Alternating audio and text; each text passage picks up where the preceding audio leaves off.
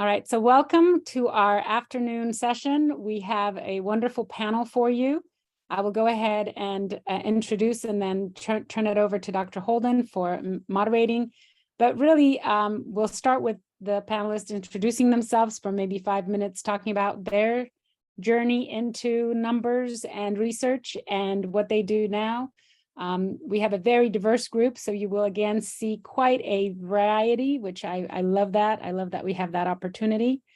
I also want to point out that as you're chatting, you can certainly ask questions. And at the end, if you feel comfortable enough, we can certainly have you raise your hand and ask questions. We always like that in addition as well.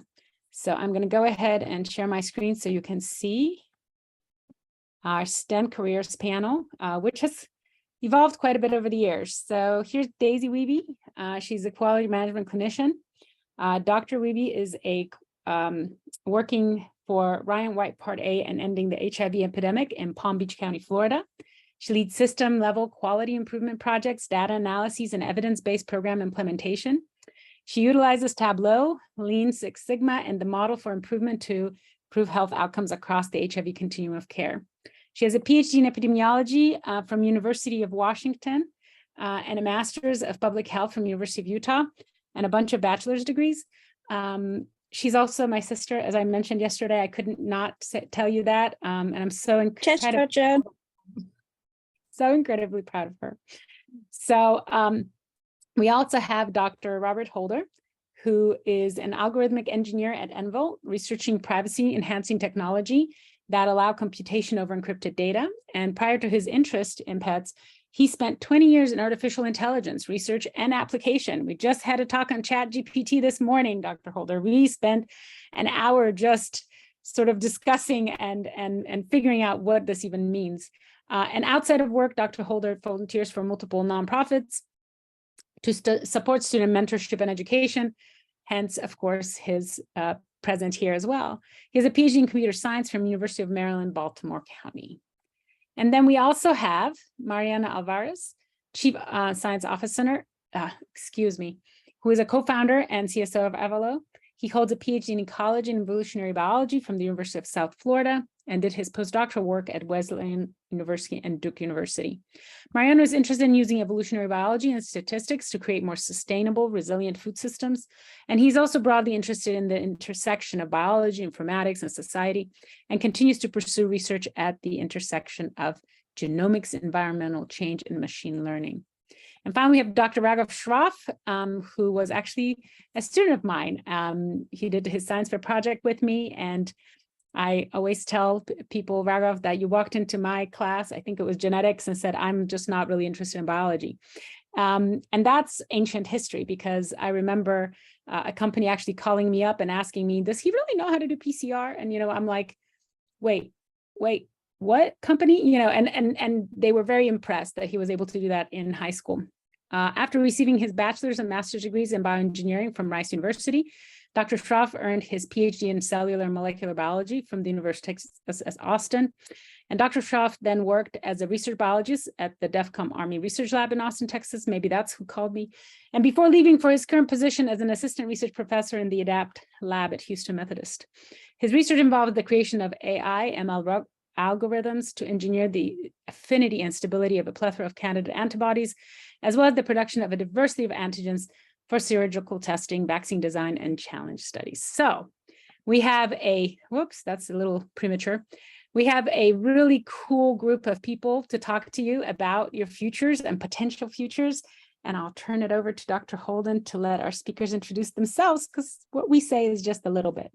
Yes, and I'll also, as we get started, Dr. Krakowiak, I think that Jennifer's room is free, and I think that Laura Alvarez is the next person for that. You can see if that's the next person to go into that room.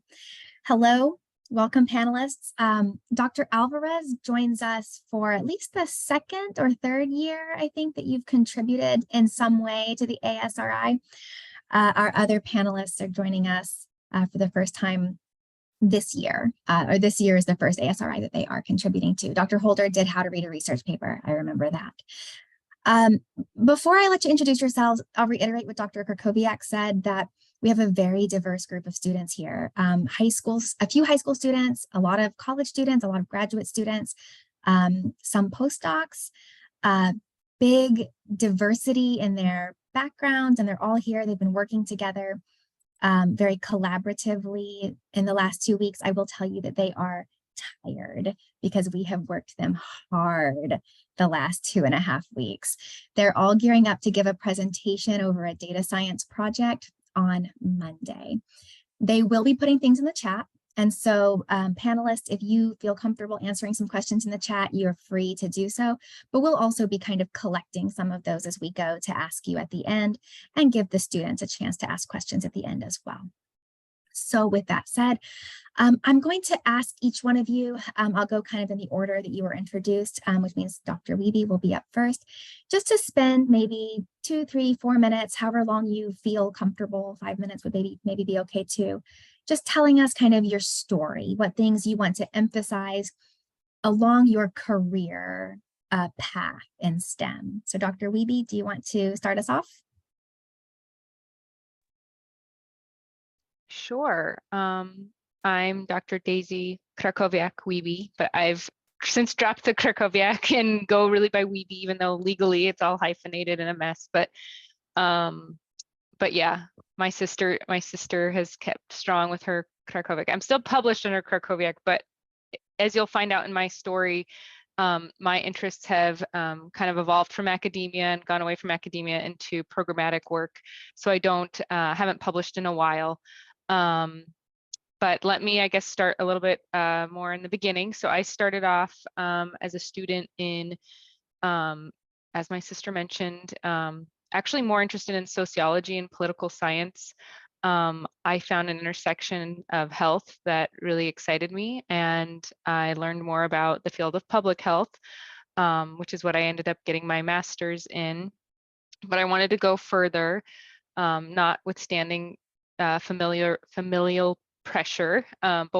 We have another sister who's a PhD too, so I guess there's no options really for me to except keep going. And I loved my MPH degree, my Master of Public Health degree. I learned so much. It was still a very broad master degree. When I was thinking about what to specialize further in public health, epidemiology really stood out as something that is very concrete.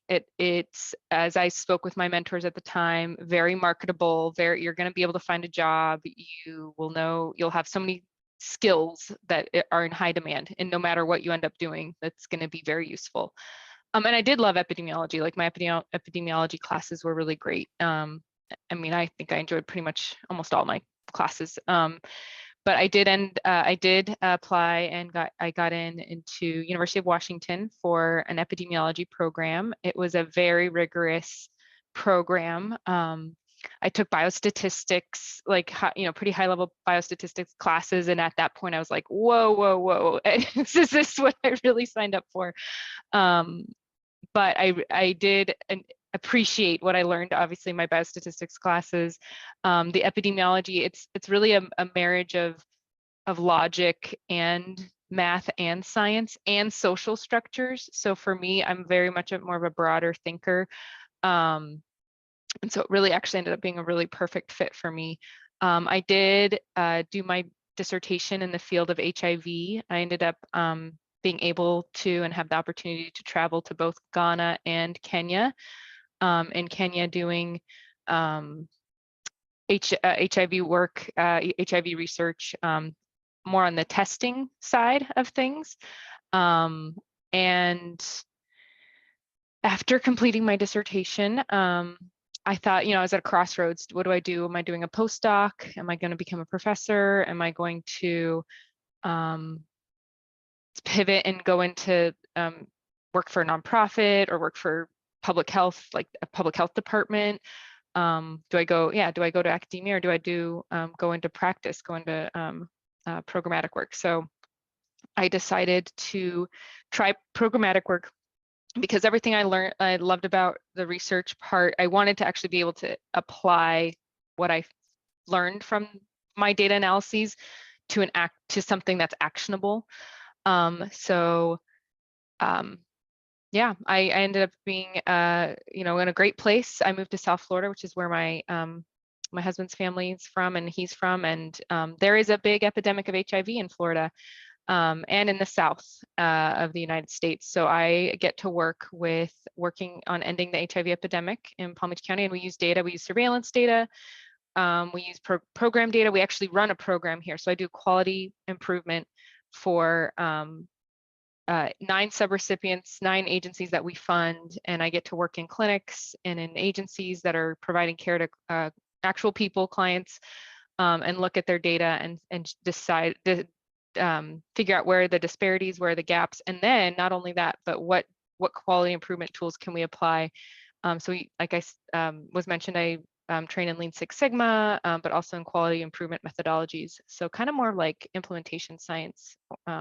As well, like there's a little bit of a crossroads, like plan, do, study, act cycles, which I heard on something recently that it's like a little mini science experiment when you're doing quality improvement, and trying to see if the things that you implement make change. So it's been exciting. I've been in this role for 4 years, and I'm still like mid-level career, maybe early career, but I've enjoyed the journey, and it's been a great way to use my skills in impact population health.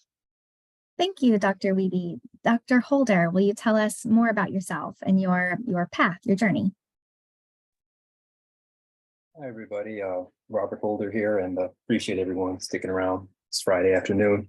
So I guess my path was pretty consistent in terms of when I was young, I had an interest in math. I think I just liked the fact that it was conceptual as opposed to memorization. Memorization is something that just kind of bored me as a kid. And I like the fact that with math, it was a type of thing where if you understood the concepts, then you can pretty much derive anything else you need to know. And from there, I moved over to interest in computers, mostly when my dad brought home a computer, had a bunch of games on it. And I was interested in, doing things with the games. And so I would modify them, and make my own. And so I kind of taught myself programming just for the purposes of my own entertainment there. And that's kind of kept that love of working with computers throughout college. I found that I enjoyed creating on computers more so than, say, in a lab, for example, like a biologist, for example. You do an experiment, it goes badly. You have to kind of wash your hands and prepare everything again. And I'm just maybe lazy like that. If you experiment goes wrong with the computer, you hit Control-C and you try it again. And so I think the ability to kind of iterate through that experimental cycle more quickly was something that intrigued me. I got interested in artificial intelligence, went to school to Plain University, New Orleans, and I got interested in artificial intelligence there.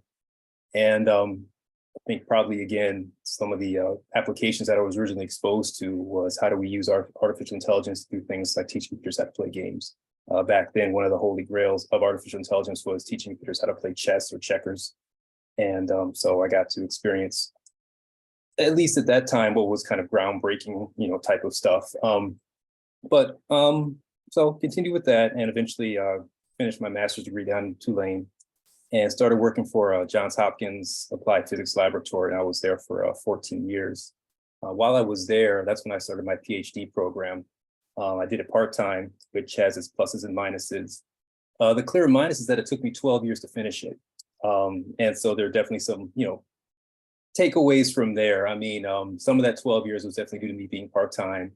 Some of those 12 years was due to me perhaps not being able to get outside of my own head. So one of the things that when you're doing complex things, you can spend a lot of time trying to figure out the right way to move forward. And realistically in research, that's not something that is always apparent.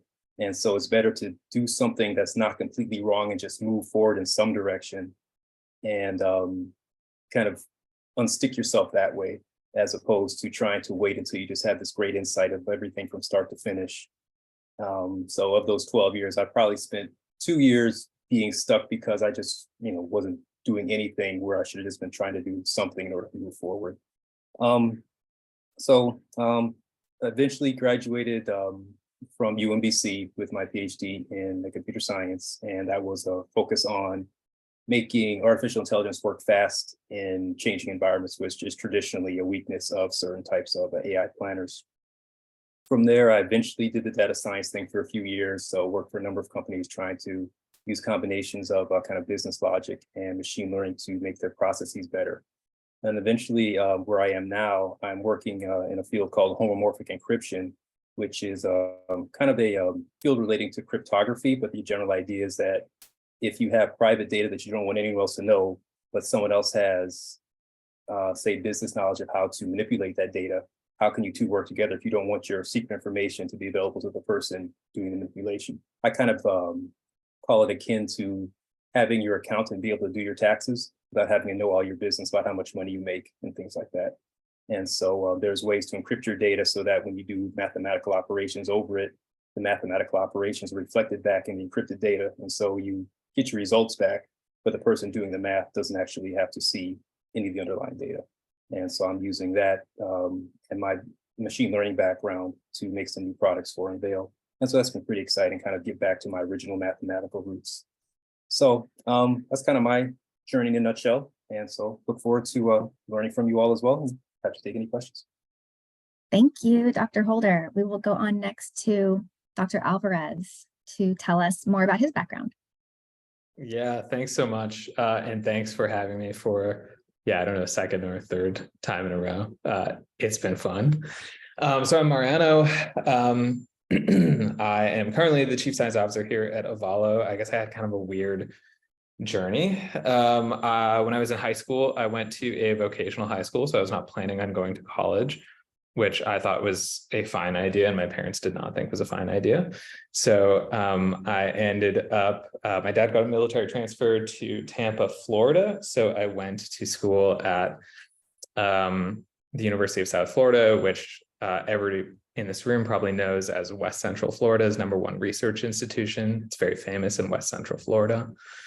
So I was there for my undergrad, also my graduate degree. I basically had no idea what research was. I did not necessarily have a good game plan, but I was really excited about my biology classes at the time. And in some of my upper level classes, when we were reading manuscripts, I just got really fascinated by the idea that you could ask a question and then pursue an answer to the exclusion of, all other considerations.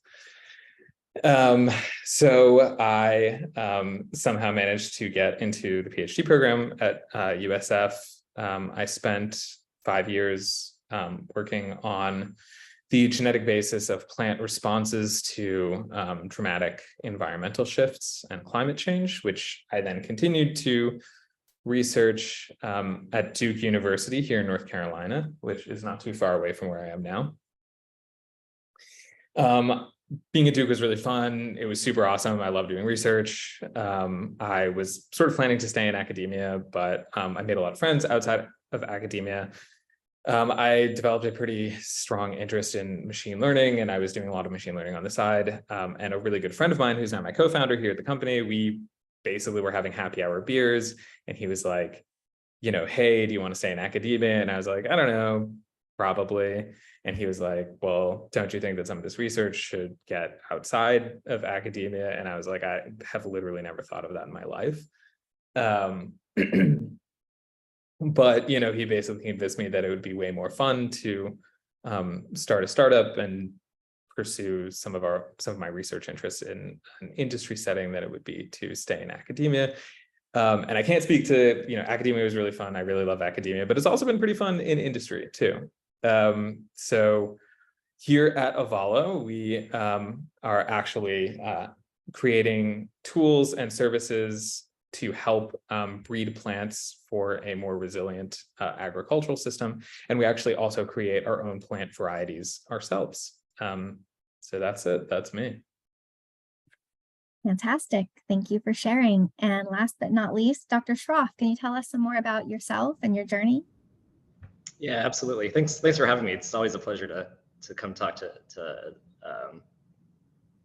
give as much help as I can, I guess.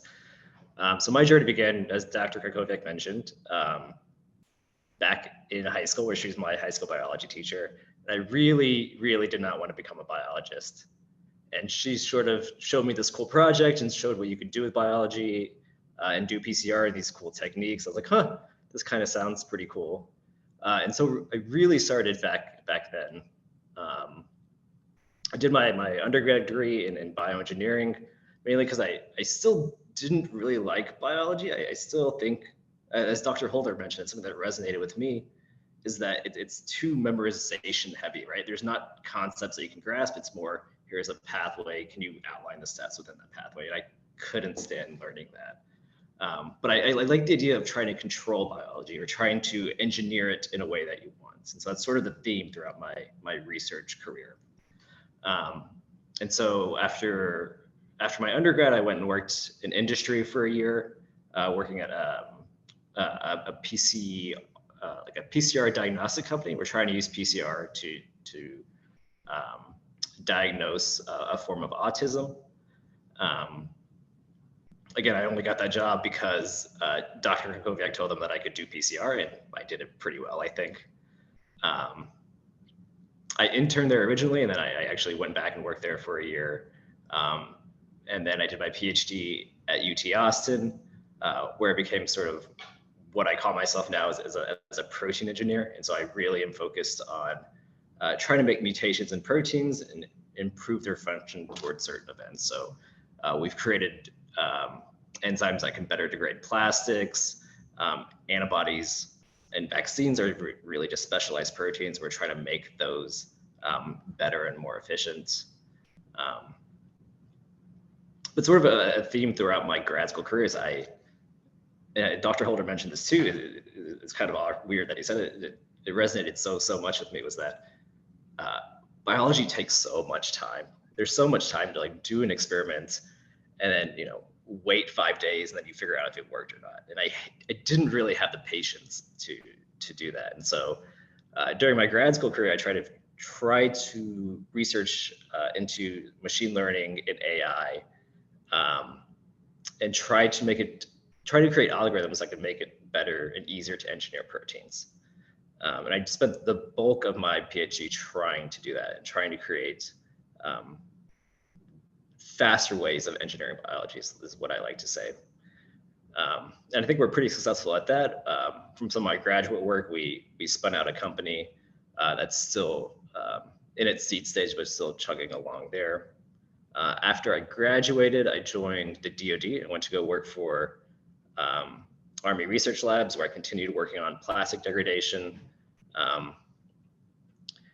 Quickly learned that working for the government wasn't for me, that I didn't really enjoy my time there. And then had a really great opportunity to join some of my friends where I am now in Houston Methodist, where we really, it's using really cool techniques. We use a lot of high throughput automation. We generate large amounts of data.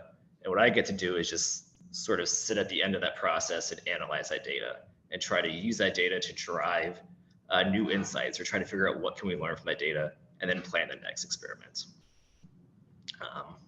Yeah, and so my takeaway is that biology is really data intensive. That's something that I didn't really appreciate when I first started my research, but it's becoming, with all these new techniques, with sequencing, there's all this data that's being generated. And I'm really lucky to sit at the space where I can, you know, I sort of have a passion of trying to figure out global trends from data. And I get to do this every day. And so that's sort of my story. Okay, thank you. And I think that with my first question, I'll kind of transition right off of what you were saying, because I want to know from the panelists, how do you use data science in your work each day? And kind of to take that a little bit further, what data science skills do you most recommend for students to focus on? So I'm gonna let you kind of think for a couple of seconds, but yeah, how do you use data or data science? What data science skills do you think that students should focus on? This week they've been learning, or this 2 weeks they've been learning R and Python. They've learned about machine learning and data visualization and several other of these types of techniques.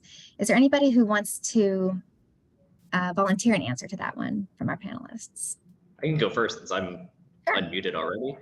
I think what's the most effective is being able to tell a story with data. And it's kind of vague and it's more abstract, but being able to outline the experiment and then weave the data through how you tell the story of that. So going, if I could give an example, right? We do a lot of antibody discovery. And so we have a target in mind and we try to generate antibodies towards that. And so trying to incorporate data at each step of the way as we tell that story is really effective for us. And I think the best way, it's more of try to, when you, a lot of like selling your research is storytelling, and how can you tell a really great story, and weaving data at every point is something that makes it a lot more effective. Yes, we completely agree with that. Students have also received some scientific communication training the last 2 weeks. What about from our other panelists? Are there other data science skills that you think students should be focusing on as they are starting out their careers in this area? Daisy, Dr. Wiebe? I'll go ahead. I think if you're going to be working in a field where you're going to need to communicate results to the public or large, stakeholders from a variety of different organizations, to learn how to communicate your data in a very understandable way. And so I think more recently, it's been much easier to do that with data visualization. I know that there's lots of programs that do it, but I use Tableau on a daily basis, not only to visualize data, but I also, use it to pull data and look, in our programmatic outcome data and everything like that. But I think that's going to be it's an important skill to be able to visualize your data, be able to create dashboards so that you can discuss those results with stakeholders or even leadership that might not know very much about, data science or data. So I think that is very important. Thank you. What about statistics? Are there, you've mentioned biostatistics, Dr. Wiebe. How many of the rest of you use different types of statistical analysis? Do you have to have that kind of background? I see Mariano nodding. Mariano, could you speak to that a little bit? Yeah, so we're a lot of our core work relies on statistics. So for us, we're basically building predictive statistical models from genetic information, from environmental information, and we're forecasting crop performance in the field through, backwards in time and also forwards in time, and that helps us decide which particular varieties of crops we actually need to put in the field. And I guess one, maybe touchstone that sort of unites the data visualization and the storytelling with the statistical side that we think about a lot is interpretability in our models and in our analyses, because for us, there are, at the end of the day, real farmers who, live around us who are going to eventually be using our products and putting them out in the field. And when they do that, their livelihoods depend on us being able to accurately forecast their performance. So for us, I think there is an intersection of understanding the statistical tools that you're actually using and that you're generating, and also understanding how to interpret them and how to visualize the results in a way that is digestible and makes sense. That has been a really, really crucial skill set, and it's definitely kind of an intersectional skill set, I think, within the data science space. Thank you. I think I'll ask this next question from Dr. Holder, and it's about mentorship. I was adding up earlier today how many different presenters, panelists, and research coaches have contributed to the ASRI this year, and you guys, it's 62. So 62 faculty or STEM professionals, people like worked together to pull this off and create these mentorship opportunities. And so my question, Dr. Holder, is can you speak to the importance of mentorship in both in sort of traditional professor-student relationships, but also as you go through your PhD, as you start out as sort of a new employee somewhere and you have a mentor perhaps in your job, how do you look for mentors in your life to help you grow, or how have you over the course of your career? Yeah, interesting question. One thing that was imparted onto me kind of early in my PhD career is that your advisor may or may not actually be your mentor. one thing that can happen is your advisor, is responsible for guiding through the PhD process, but what you may be looking for from a mentor may or may not match what your advisor is actually providing. And so I think to be open to learning from anyone you come across, I think is a good way to find mentors either formally or informally. Me not being a terribly social person, I spent a lot of time having learning from mentors that will never know that they're my mentor. If you just kind of pay attention and watch how people move around you, you kind of get a sense of what works and what doesn't work, and you can learn a lot from that. When I got to Hopkins, I did have the privilege of people basically volunteering to mentor me, and I did actually explicitly enter into a mentoring program. And so I did find that pretty valuable. One thing about a mentor is that they've been where you're going, and they can keep you from moving in the wrong directions. The biggest challenge I find with mentoring is that there's a lot of times a disconnect between the responsibilities of a mentor and a mentee. So when I was exposed to the mentorship program at Hopkins, it was very explicit that most of the work is actually done by the mentee. I mean, the mentee kind of sets the agenda and follows up. It's not really like an advisor-advisee relationship where many times it's the advisor that runs the meetings that you're kind of reporting to. I think if you're going to have a good mentor-mentee relationship, I really think the best situation is when the mentee knows what he or she is looking for, and is able to impart that on the mentor and to do most of the work in order to kind of get that information from the mentor. Thank you. Would any other of the panelists like to speak to mentorship, how you found mentors, or advice for making mentorship relationships really productive?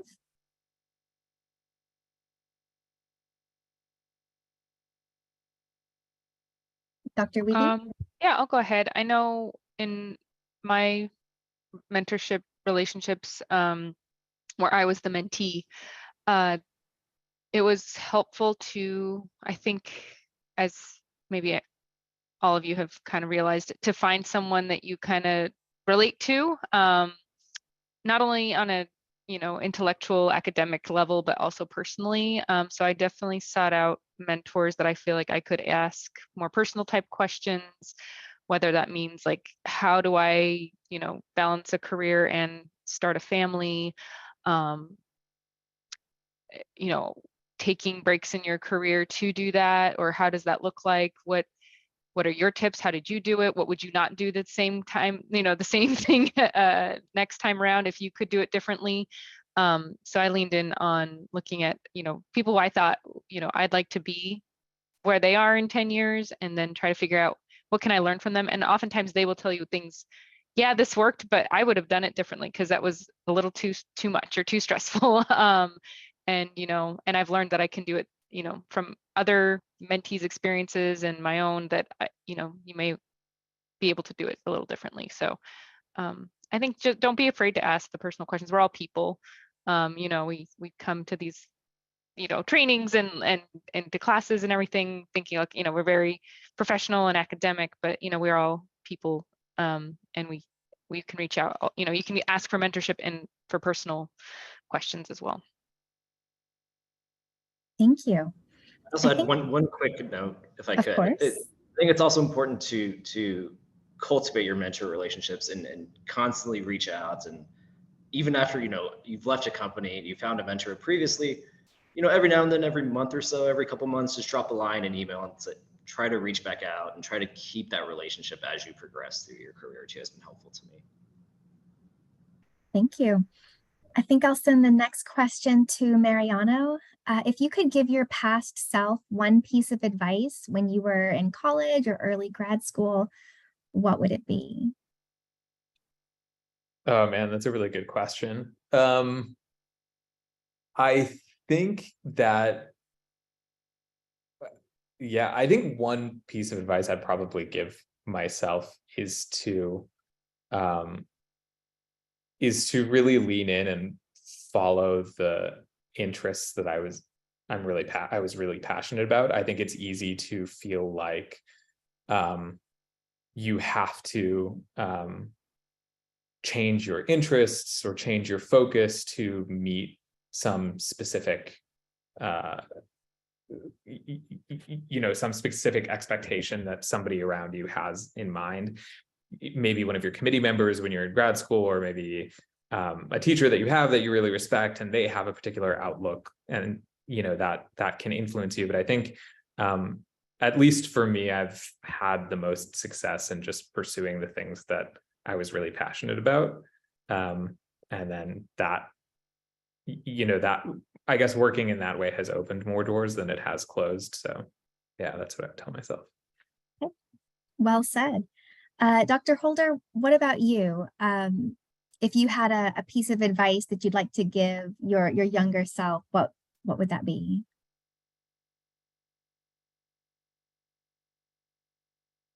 It's hard to think of something related to academics, because I thought I did okay in that realm. I guess keeping in touch with some of my older professors. So there were some professors that I really did connect with, and I think it's easy to, and this kind of gets to what Dr. Schroff was saying, keeping in touch with people with whom you have those connections, and if they leave to go to other institutions, you keep up with them, and you never know what insights that they might still be able to provide, and what opportunities that you guys might be able to provide for each other. So maybe being better with my networking would have been something I would, especially for my introverted self at the time, to maybe keep up with a little bit better at the time. Thank you. The next question I'm going to ask each of you to answer, although I'll kind of take a volunteer first, whoever kind of gets the answer set in their mind first. And I want to ask about a big project or an important project that you worked on. And maybe it could be anything from sort of a senior design project to something in graduate school to something that you are working on right now. But some big or important project that you worked on. And what is something that you think that you can share about that experience, or that we can learn from that experience? And if you think you know what your answer is, unmute and you can give the first piece of advice to that. So what can we learn from your experience with that important project?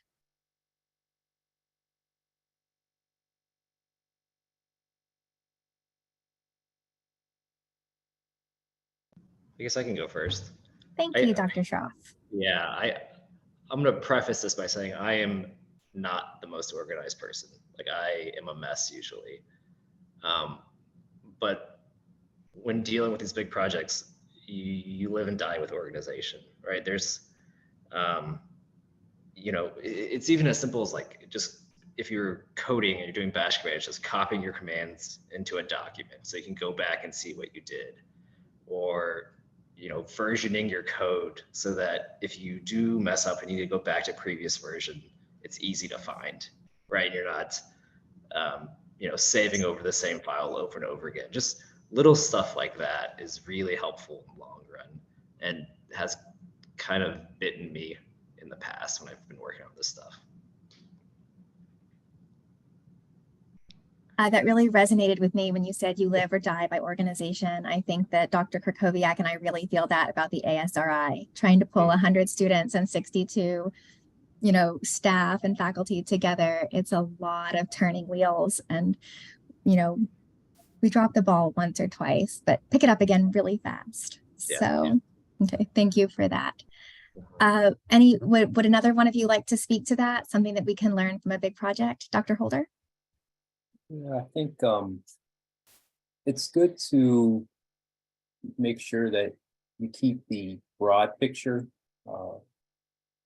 in your mind at some point. I mean, when you're doing something on a day-to-day basis and you're just trying to solve a specific small task in the course of that project, it's good to step back, at the end of the day, maybe every couple of days, and just make sure that what you're doing is actually still applicable to the long-term goal of the project. It can very well turn out that during the course of, say, your research, you find out something that changes the scope or the direction that the overall project should go. And without stepping back to keep track of the overall goal of the project, you can find yourself going down, some useless alleys that you might otherwise be better served to, make a broader change in your trajectory.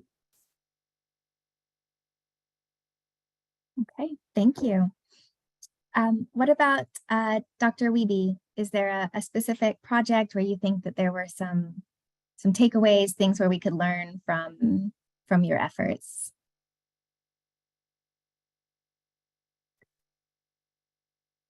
Sorry, I'm actually doing some chatting, trying to get to And everybody's thank thing. you for that. I mean, I heard I'm hearing what you're saying as well. I guess I just had to take a moment and pause because something personal came up. I'm in this work not only because it was something that was being funded, and it, you know, when I went to sub-Saharan Africa, it was apparent, and you know, in some places like in Western Kenya, prevalence of HIV is 20%.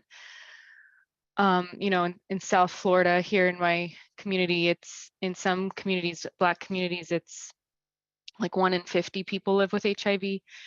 And I meet people who have HIV in our community meetings.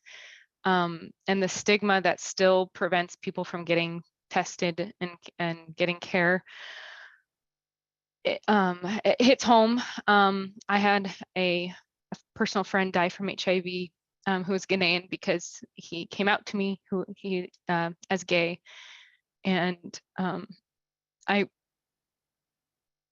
at the time, was focusing on maternal health, and he was a family planning nurse. And I didn't find out, we had kept in touch over the years, but I found out more recently that he passed away from HIV. And I just had to take a moment because someone asked me about my work in Ghana, and someone who's actually on this call is from Ghana and was talking about policy and what can we do with health policy. And I thought about HIV criminalization laws. I thought about laws that criminalize homosexuality.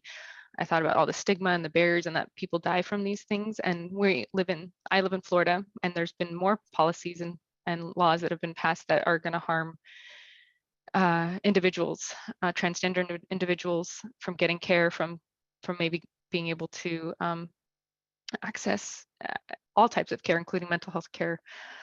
And so for me, this is personal. These are people. Again, I kind of mentioned it before, like, no, data are people. I think don't forget that. Like, the data points that you look at, those are individuals. And I know sometimes looking at spreadsheets and data, and I'm nerdy too. I like seeing all the numbers, but behind each number is a person. And I think just remembering that, like, when someone says you're in, think you're in data science or in epidemiology or in any case, like, and you're working on something and they're like, oh, that's like too far out or too, like scientific or data science, or I don't know, just you're not a people person. We're all people. And we all do this because there is some drive in us to want to do something better for this world. And so I just had to share that. And I don't know, hopefully that kind of related, but I was just reflecting. I actually have his picture up on my wall. I printed out because I don't want to forget. And, there's, I guess for me, that's a personal motivation to keep working and trying to break down barriers and keep working in this field. Yes, thank you for sharing that, even as personal as it is. I think a lot of what you said is so relevant and timely, to point out that many of the data sets that we work with are that there are people behind there, is something that really can't be said too much, probably. So thank you for that. I think that we will ask Dr. Alvarez about a significant project that he has some wisdom to impart. And then after that, Dr. Krakowiak has some questions compiled.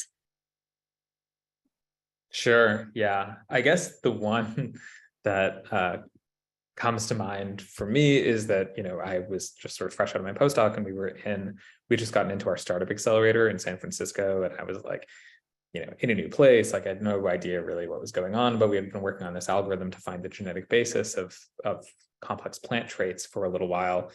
And I was like, I don't know if it's like ready yet. I think we still need to do a bunch of testing. And my friend who's in the program with me was like, no, like, I think we've tested this, like you did a really careful job on this. Like, I think we need to give it a shot, and we should, talk about it in our accelerator. And like, if this works, then we can launch this company. And if it doesn't, then we shouldn't.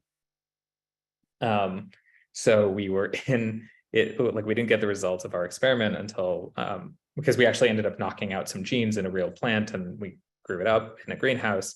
And we ended up getting those results back on like the Friday that we were supposed to, talk to everybody in the startup accelerator, and we were able to put the results on the screen, and everybody sort of like cheered, and it was a really fun moment. But I think maybe the lesson that I take from that, and maybe this also sort of speaks to the human element of data science, is I think my like encouragement would be to talk to your friends about your interests and what you're doing in data science, because even if they're not necessarily doing data science, like I think your friends will definitely be excited about the type of work that you're doing and the type of approaches that you're taking. And you should also listen to them when they tell you to take risks, because they have, your friends care about you. And I think the work that you do can really make a difference. So, yeah. Thank you for that. Dr. Krakowiak, what is our first question? I'm going to work backwards for some reasons, but there's a question about language. So Tableau, R, Python, something else. You just have to choose one language, not even one of the ones that I listed, and I'll just let you unmute and tell me one, and then we'll go on to the next question. So Dr. Weavy.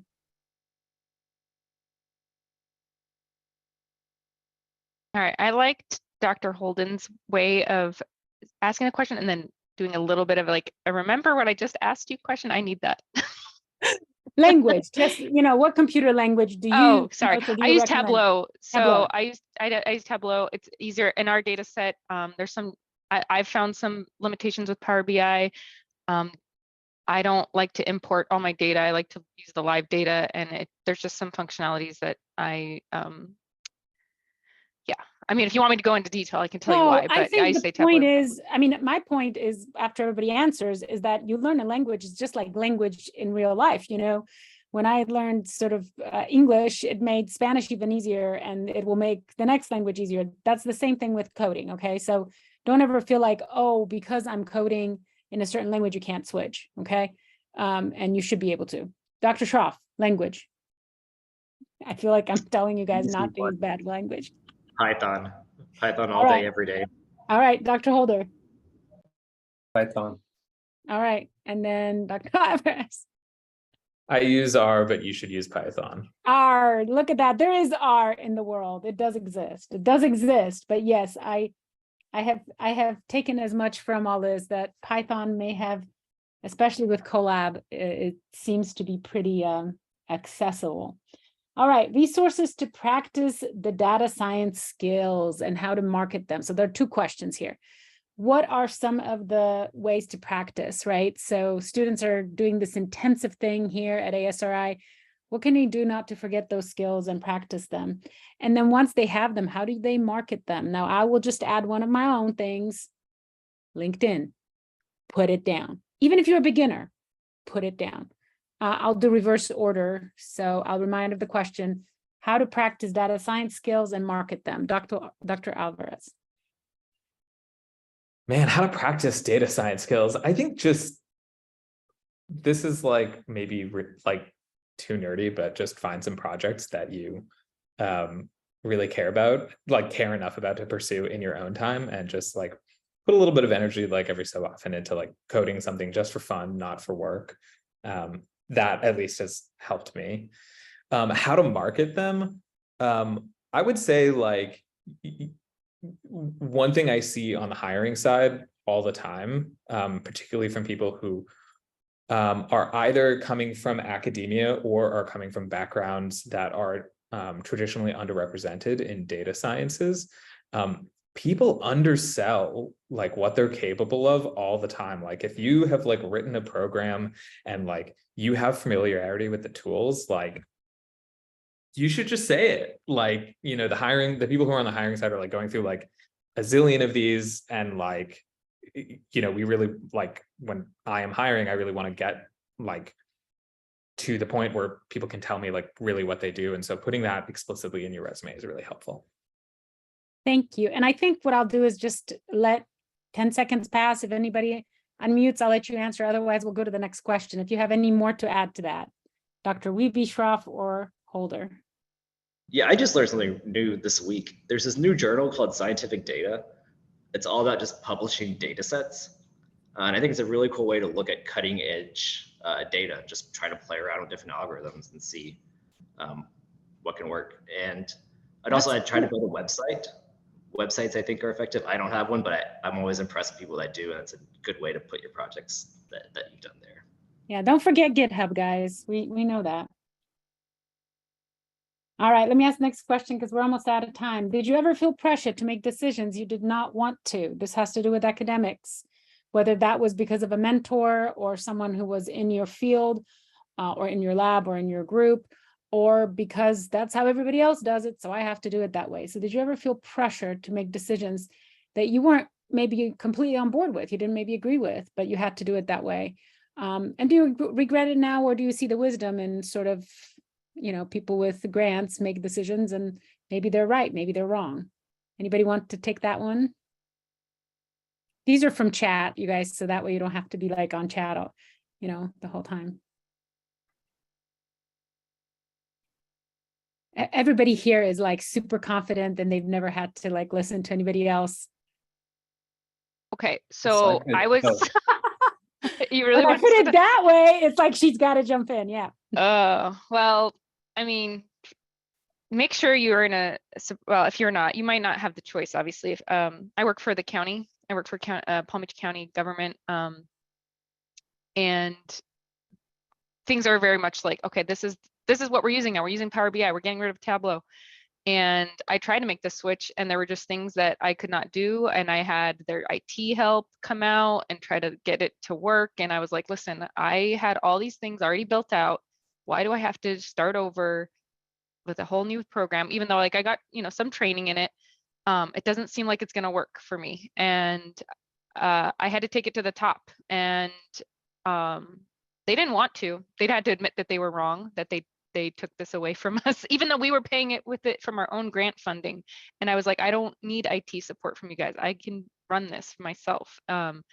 And they finally relented. So I guess for the things that matter, I know it's I'm just taboo, like, but good for you. yeah, just being like, make a case, and you can go against, what is the official policy. They don't understand. I can't totally fault them. They were trying to be efficient, and but at the same time, like, especially if you have your own funding, if you can fund your own programs that like whatever technology you need, then you can say, listen, I just need this on my computer, even if because you might work for the county or the government and think you'll run into silly things like that. And yeah, just try to stay strong and push back first gently and then more strongly. I don't know why I'm surprised. I mean, she's got half of my genes, right? So I get it. I'm so proud of that, especially for a young woman saying, hey, I can do it myself. Don't tell me how to do IT stuff, but or computer stuff or anything, fill in the blank. And Dr. Holden, I'm pretty proud of you. ChatGPT was right, because Daisy just kind of confirmed it, that other program just does not quite have as many resources. Did anybody else want to weigh in on that, or can we move on to the next one? Making a decision that you did not want to make. All right. All right, there was a question about the most challenging thing when starting out in a company, a university, a new position, a new startup company, any kind of sort of, you guys are mid-level or higher in your life. Most of our students are at the beginning. What can you tell them about what was most challenging for you, so they can kind of look forward and avoid that challenge, or maybe face it head on?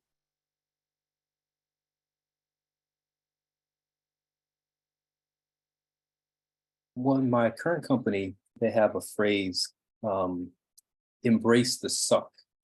And that basically means just accept the fact that when you first get into a new environment, it's going to be hard. You're not going to know anything, and just, accept that this is part of the journey, as opposed to feeling, I guess, losing confidence because it is hard and it's not coming maybe as readily as the previous environment you were in that you were acclimated to.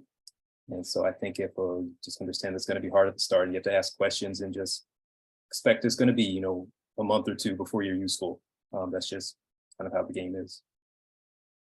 Awesome. Those are good answers. Quick, because we're almost out of time.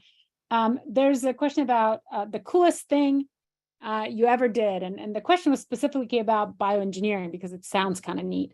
But what about any kind of, maybe you implemented a new program that really worked well, you're kind of proud of that. I'm thinking of Dr. Wiebe in that question. And then maybe you came up with a new antibody that's really, really showing promise. Maybe you can't tell us the name of it or anything because it's under patent or something, but you can tell us what is something really cool that you came up with or were part of, or even something that you're looking forward to because you're doing it right now. Dr. Alvarez, I'll pick on you first. Yeah, that's cool.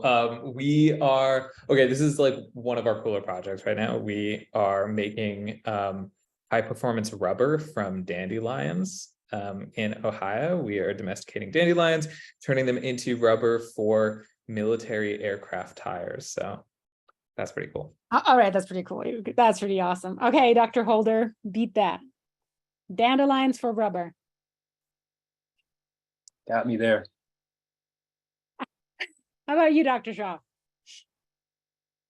I don't know if it's as cool as it, but the coolest thing that I've done, I feel, is plastic degrading enzymes and having mutations that I design go into a protein and then seeing the effects of like a water bottle disintegrating over 24 hours because of an enzyme is beyond cool in my opinion. That is so awesome. You know, I had a student that's now in residency that starved bacteria on plastic. Basically, he withdrew, this was a science fair project, he withdrew food and replaced it with microplastics, and they eventually survived on it, meaning that they were breaking it down, which was cool, but they were making a byproduct that was even more toxic, so we kind of stopped that. So then a secondary student, I guess it was in 2019, 2020, Dr. Holden, that's when they actually, he placed to go to International Science Fair, everything shut down because of COVID, but he actually collected bacteria around recycling centers around Arkansas to see if he could find bacteria that had genes for plastic decomposition that were found in Japan. There was a paper that he found, so he did use PCR to do that. So I'm just like fascinated by that kind Going of to swap in the weirdest places for bacteria is completely valid and sometimes the coolest things. It is the coolest thing. Okay, Doctor, we gave you lots of time to think. What's the coolest thing you've done in research or in healthcare?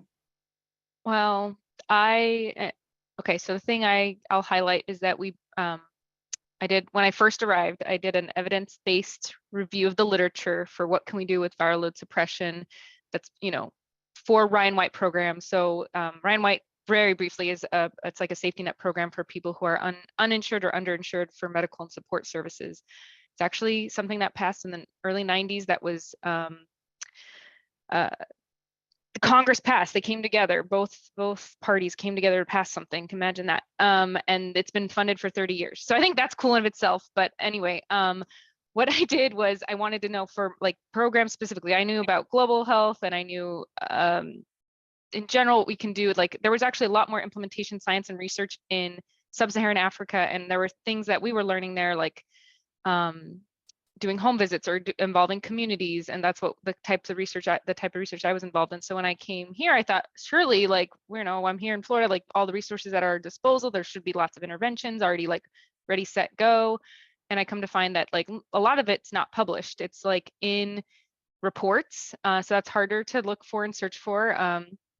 But anyway, I did find this really cool. It's an app, of course, but it's called Positive Links. You can look it up. We brought it to Palm Beach County. So now we have individuals who have smartphone. We pay for their data plans and smartphones if they participate on the app. But what it helps them do is track their viral loads and their CD4 counts on graphs. And it's not the most technical thing to do, but putting that sort of visual in front of a client and an individual can be powerful. And then I think more beyond that, it does some other things like reminders to take medication. But there's an anonymous community message board, and people can share about what's it like to be HIV positive and living in Palm Beach County and stigma. So it is anonymous. But they have a community that they can actually share on, and they know they have that in common. So I think that's pretty cool that we have that now. We're the first to have it in Florida, and there's some other places in the South that have it. It started actually University of Virginia. I should give credence to, to that. And it's, if you want to look it up, it's Positive Links, and then Warm Health Technology is the startup that came out of that. So we brought it here, and it's been pretty cool and amazing to see and look at how things are going in the app. Excellent. Well, thank you so much to everyone. I will give 2 minutes to anyone who's brave enough to raise their hand and ask a question that hasn't been asked yet. But we do have to finish out our panel. Oh, there are hands. Look at that. Veronica was first. David was almost. But Veronica, go ahead. Well, I actually just have a question for Dr. Wiebe. I too have my MPH in epidemiology and biostatistics, and I'm currently working on my doctorate in public health for epi and biostatistics as well. But the question that I have is, I'm currently a health equity epidemiologist at the state health office in Tallahassee. And I'm trying to figure out, as far as the paths I want to go after my doctorate. And I know you said that you lean more to programmatic, and I'm too now in programmatic as well, but I'm trying to figure out like what made you decide to actually stay in the programmatic realm versus going to academia or federal work or something like that. So a couple She things. saw all One, my struggles in academia, basically. yeah, She just no, saw what no. I had to deal with and said, I mean, sure, maybe the I can grant, make a more the difference. endless grant writing cycle, the endless publisher Paris cycle. I mean, I really wanted to be able to have the time and space to actually enact something, work on something, but use data to do it. So it's been, you know, even though my community is, you know, Palm Beach County, and the data that I get is from here, it does again mean something. They're the people that are living here, and I think that for me, you know, was that I was in research, and I would, in the case of global health, like I would go and spend some time in different countries or different areas and try to make sure the research, you know, the data collecting process was going well, and cleaning data, and, you know, doing some like, you know, data type support stuff. But at the end of the day, you know, I would come back to wherever I was living. And so for me, it was important to be able to do work where I was living. And so I know you can do research wherever, but to me, it's important to be a kind of at least part of that community. So that's what has kept me here. And then getting to know community and clients through, we have like a board of individuals with HIV that shares their experiences and everything. So that's it's made me stay. And then I can see, like, you know, slowly but surely, like the things that we're doing are starting to improve the care that they get. Okay, I'm going to let David ask his question if we are getting some evaluations on board, because that's what we need to be doing. So if you click that link, we'll let David ask his question. Otherwise, we got to keep going with the end of the day, because I know it's Friday and I want to let the panelists go too. But are they coming in, Dr. Holden? Yeah, they're starting to, but this has a lot more questions for them to answer, so it'll take a little bit of time. Ah, yes, because it's kind of our overall for the week. Mine is half done, but I want to ask the questions. Okay, I'm sorry, David, go ahead. Thank you. Thank you, Dr. Kroviak. So I find this panel like tremendously useful. And I know a lot of the things you're saying are kind of intangible, but overall is the sensation of like optimism and hope. And I wanted to ask something that maybe is particular to just a very few students here, the issue of age. Like, how do you, like, I don't know, I feel like after a PhD in the social sciences, working in a not-for-profit, trying to learn all the time, how do you like keep on, what can you advise on? For example, I don't know if this issue of the mentors apply to me. You know, I don't know if I can, I have, maybe it's cultural insecurity, like I'm pretty new in the country still, and I envision things, but I don't know how to approach it sometimes. So just wanted to know if you think that plays a role, if you think there is a moment when you say, well, this is not worth pursuing anymore, or is not feasible, or it's not real, or it is feasible and it is real. How do you draw the line with certain decisions in your life? I know it's pretty all over the place, but I don't know if you get the spirit of my question. Thank you. I think, David, it's on both sides. I'm going to start the thing. I mean, I told you guys all I was very young, and it was really hard, and it was just as hard as being older.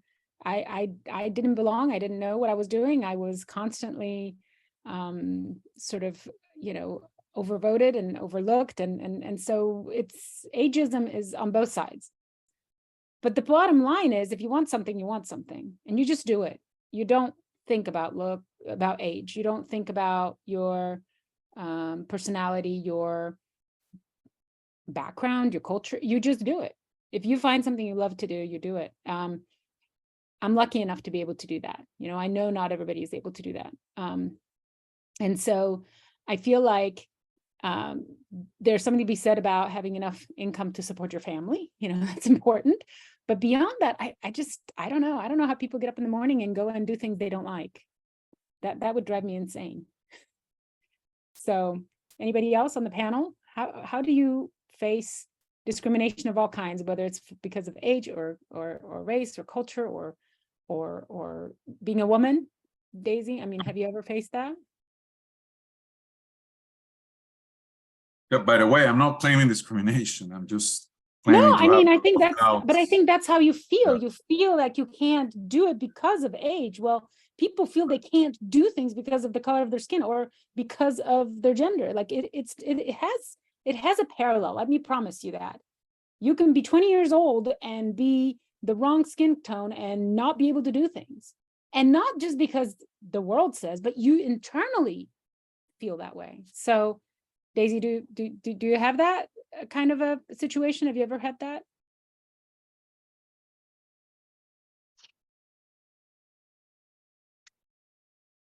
I've been lucky. I know you have, Patricia. I'm gonna call you, but I was like a sister to sister. I'm not. That's not what they call me. I've been lucky. I've been blessed with female mentors, and that really helped. But I have a manager who also is a minority group, and so that at least the field I'm in, we all band together because between people who identify as homosexual or women or are Black or Hispanic, like we are all like, there's no one on our team that isn't representative of some minority group. So I've been lucky, and that's actually another reason I think I stay here, is that we all are supporting each other, because we all know that it can be hard when you're not maybe in the majority. So listen, lucky. I love that. I love that. I love that. I love that. I'd want everyone to be lucky and to feel good. Dr. Schroff or Dr. Holder or Dr. Alvarez, have you ever felt something like that where you couldn't quite do what you wanted because you were unsure yourself? I don't know anyone who didn't have imposter syndrome at some point in their life. Maybe it's one of you, and I'll be meeting the first person ever. I still have it.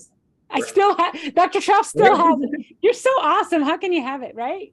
Dr. Alvarez, you unmuted. What are you going to say? Oh yeah, I was just gonna say, yeah, like 100%. I totally agree. I feel imposter syndrome all the time, sun up to sundown. But I guess maybe one thing that I would just share that is maybe relevant is that, we're a startup. One of our employees is very, very senior in her career, much older than us. She was also was born in a different country than the one that she lives in right now. And she had a really incredible career, an entirely separate career in agriculture at a really major company. And, she met us in our like tiny office and, with all of her experience. And she was like, I think machine learning is cool and I want to feed people. So let's work together. And she was, I think our second employee, and she's been awesome. And she's like totally made a career transition very late in life. And we've had a lot to learn from her. And, hopefully we've taught her things too. So I guess just to say, like, we have examples like in our company of people who have walked into new careers at a very late stage and have tremendously excelled. Thank you for that. I think that was really good for David to hear. I think we all have our reservations, and I know that we feel like we're the only one, and yet it turns out it's everyone. I want to thank everyone. I want to be respectful of your time, which I am not, because we're 15 minutes over. I appreciate you all so much. Obviously, incredibly touched by each of your stories and how incredibly different they are and how they are yet tied together with numbers, research, data science, with sort of STEM pathway. I mean, it's just amazing to me how many different kinds of people you can be. Like, I think, you know, we're representative of sort of all kinds of things you can be, from sort of molecular biology to computer science to public health. I mean, it's really broad. So thank you so much. If you have any other sort of small questions, the panelists can probably answer one or two in chat. But otherwise, thank you so much. We really, really appreciate you. And we will be calling you again, so to speak. We'll be emailing you. I called Daisy, I think at midnight one day, and I'm like, hey, can you do this? And she was like, what? And she was just so excited after that. So I'm just really, really, really grateful to our panel. And again, each year we kind of bring in a very kind of diverse and group of people. And sometimes we reach out to people and they're not available, so we get new people. And so it's just kind of a cool little circle. And ASRI alumni, we reached out to a few, they were busy, but we're gonna keep doing that as well. There are now people, this is 9 years out, you guys, who have STEM careers because, okay, I'm gonna claim because of ASRI, they'll have to say that themselves, but partly because of ASRI. So I'm really, really excited about that opportunity too. All right, so I'm going to go ahead and wave goodbye, and any of our panelists who want to stay on for a few more moments, that's fine. If you need to go, you can please feel free to go. Thank you so much. We really appreciate you. And I'm coming to Florida, Daisy, just a few more weeks. Yes, we are. I just wanted to say hi. That's her aunt, just you had- guys. If you didn't make the connection, that's her aunt. So she's also bursting at the seams, sort of being excited and really, really grateful that she gets to see her aunt. Yes. All right, you guys, we're going to stop recording and we're